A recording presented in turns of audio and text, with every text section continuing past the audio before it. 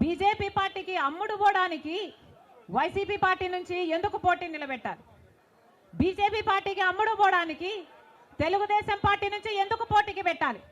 మొత్తం అందరూ బీజేపీ జెండాలే పెట్టుకోవచ్చు కదా. కనీసం ప్రజలకు క్లారిటీ ఉంటుంది కదా, బీజేపీ పార్టీకి ఓటేస్తున్నాము, బీజేపీ పార్టీని గెలిపిస్తున్నాము అని. ప్రజల దగ్గరేమో ఒక మాట చెప్తారు, ప్రజలనేమో మభ్య పెడతారు. ప్రజల దగ్గరేమో బీజేపీ కాదు అన్నట్టు నటిస్తారు. కానీ లోపల మాత్రం మొత్తం టీడీపీ అయినా బీజేపీ అయినా వైసీపీ అయినా బీజేపీ పార్టీ తొత్తులే. టీడీపీ అయినా వైసీపీ అయినా బీజేపీ పార్టీతో పొత్తులే. అది ప్రత్యక్షంగా కానీ పరోక్షంగా కానీ టీడీపీకి వైసీపీకి పొత్తు ఉంది అన్నది నిజం. లేకపోతే 5 సంవత్సరాలలో కనీసం ఒక్కసారైనా బీజేపీ పార్టీని వ్యతిరేకించాయా? టీడీపీ పార్టీ అయినా వైసీపీ పార్టీ అయినా ఒక్క అంశంలో కూడా నిలదీయలేరు. ఎక్కడ ఏ అవసరం ఉన్నా టీడీపీ పార్టీ అయినా బీజేపీకి సపోర్ట్ చేస్తుంది, వైసీపీ పార్టీ అయినా బీజేపీకే సపోర్ట్ చేస్తుంది. మన రాష్ట్రానికి ఏం చేసింది బీజేపీ పార్టీ అని మీరు సపోర్ట్ చేస్తున్నారో టీడీపీ వైసీపీ సమాధానం చెప్పాలి. మనకు స్పెషల్ స్టేటస్ ఇచ్చుంటే మీరు సపోర్ట్ చేయండి, ప్రజలు కూడా సపోర్ట్ చేస్తారు. మనకు పోలవరం జాతీయ ప్రాజెక్టు చేసి 90% నిధులు ఇస్తామన్న మాట నిలబెట్టుకుని ఉంటే మీరు బీజేపీ పార్టీకి సపోర్ట్ చేయండి, ప్రజలు కూడా హర్షిస్తారు. ఒకవేళ మనకు రాజధాని కట్టడానికి నిధులు ఇచ్చుంటే టీడీపీ పార్టీ అయినా వైసీపీ పార్టీ అయినా బీజేపీ పార్టీకి మీరు మద్దతు ఇవ్వండి, ప్రజలు కూడా హర్షిస్తారు. 2 కోట్ల ఉద్యోగాలలో మన బిడ్డలకు ఉద్యోగాలు ఇవ్వలేదు, మన రైతుల్ని పట్టించుకోలేదు, మనకు స్పెషల్ స్టేటస్ లేదు, మనకు ఏ మాత్రం పట్టించుకోని పార్టీకి వైసీపీ అయినా టీడీపీ పార్టీ అయినా ఎందుకు మద్దతు ఇస్తున్నారో ప్రజలకు సమాధానం చెప్పాలి. ఆఖరికి మణిపూర్ లో ఎంతమంది క్రైస్తవులను 2000 చర్చిలను ధ్వంసం చేసిన, 60,000 క్రైస్తవులని నిర్వాసితులను చేసిన, కనీసం అప్పుడు కూడా జగన్ రెడ్డి గారు క్రైస్తవుడు అయ్యుండి కూడా ఒక్కసారి కూడా మణిపూర్ ఘటన మీదే మాట్లాడలేదు. మరి క్రైస్తవుల కడుపు మండిపోదా? క్రైస్తవులకు మనసు లేదా? క్రైస్తవులు మనుషులు కారా? మనుషులు చచ్చిపోతున్నా మీరు పట్టించుకోకుండా బీజేపీకి మద్దతు ఇస్తున్నారంటే మీరు మనుషులు అవునా కాదా?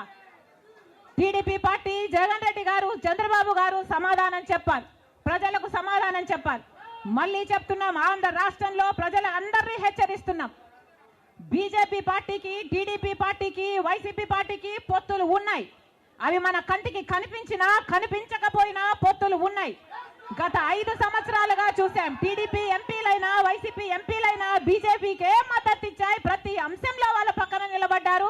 ఆఖరికి మణిపూర్ అంశంతో సహా బీజేపీ పార్టీకి తెలుగుదేశం పార్టీ వైసీపీ పార్టీ మద్దతు ఇచ్చిన మాట వాస్తవం. మళ్ళీ ఆంధ్ర రాష్ట్ర ప్రజలు వైసీపీకి ఓటేసినా అది బీజేపీకే పడుతుంది, మళ్ళీ ఆంధ్ర రాష్ట్రంలో టీడీపీకి ఓటేసినా అది మళ్ళీ బీజేపీకే పడుతుంది. వీళ్ళిద్దరూ కలిసి బీజేపీని బలపరుస్తున్నారు తప్ప ఆంధ్ర రాష్ట్ర ప్రజల మేలు కోసం ఆలోచన చేయడం లేదు, ఆంధ్ర రాష్ట్ర ప్రజల ప్రయోజనాల కోసం ఆలోచన చేయడం లేదు. స్వలాభం కోసం ఆంధ్ర రాష్ట్ర ప్రజలను తాకట్టు పెట్టారు అన్నది వాస్తవం.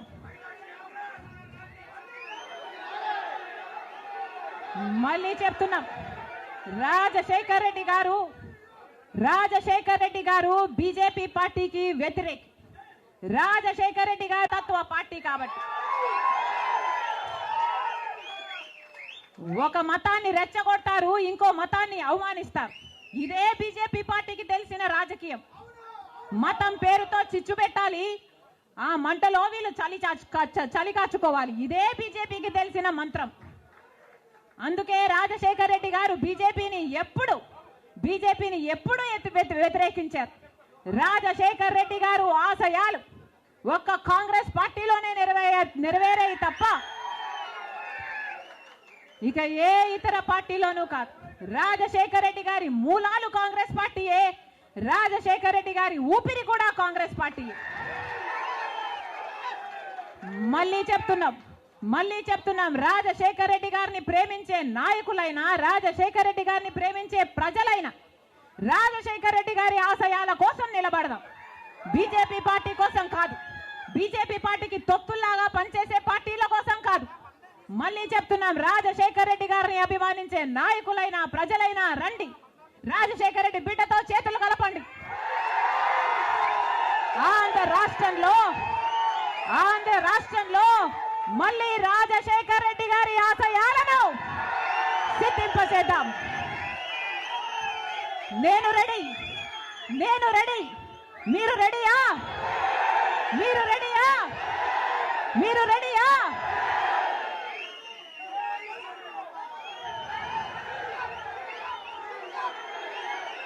జోహార్ వైఎస్ఆర్.